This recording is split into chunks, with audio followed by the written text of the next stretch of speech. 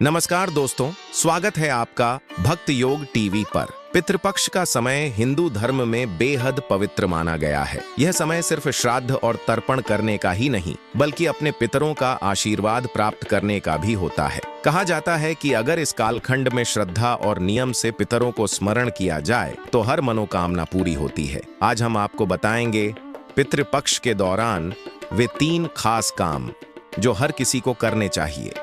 इन्हें करने से न केवल पितृ प्रसन्न होते हैं, बल्कि जीवन में सुख समृद्धि और मनचाहा फल भी मिलता है। दोस्तों, शास्त्रों में कहा गया है, पितृ देवो भव। जैसे माता पिता को देवताओं के समान माना गया है, वैसे ही पितृ भी हमारे रक्षक और मार्गदर्शक होते हैं। पितृपक्ष के 16 दिन खास तौर पर हमारे पूर्वजों की आत्मा की शांति और मोक्ष के लिए समर्पित होते हैं।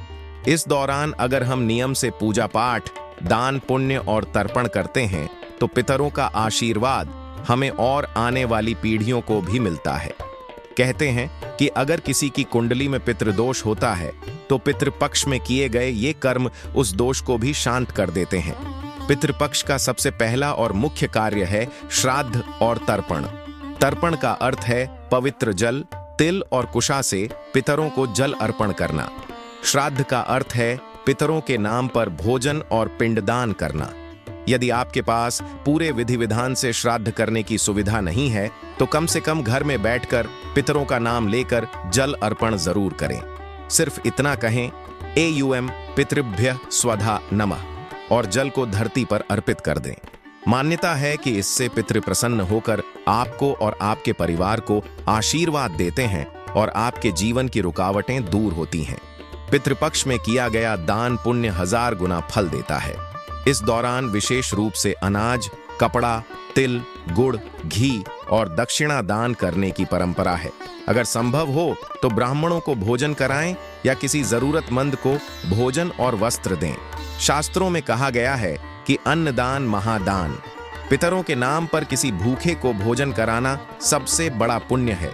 याद रखिए, जो भोजन या दान आप पितरों के नाम पर करते हैं उसका पुण्य सीधे उन्हें पहुंचता है और उनका आशीर्वाद आपकी मनोकामनाओं को पूर्ण करने की शक्ति देता है। दोस्तों, पितृपक्ष सिर्फ कर्मकांड तक सीमित नहीं है।